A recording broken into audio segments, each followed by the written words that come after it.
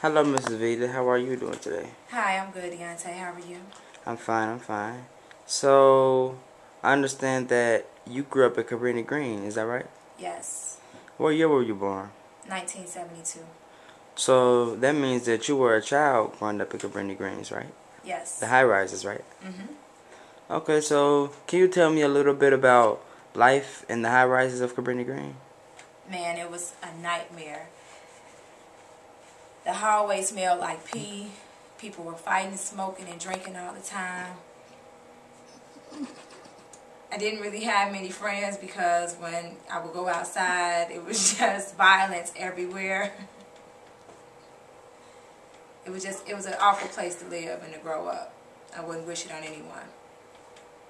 Okay, so if it was so terrible, why did you all stay there?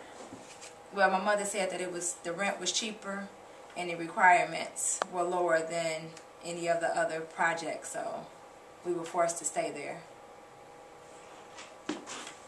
So, do you believe that if y'all had lived in the row houses before the high rises, do you think you would have had a better life? Well, according to my mother, she said yes, because there were less people in the row houses, so I would have had a better childhood.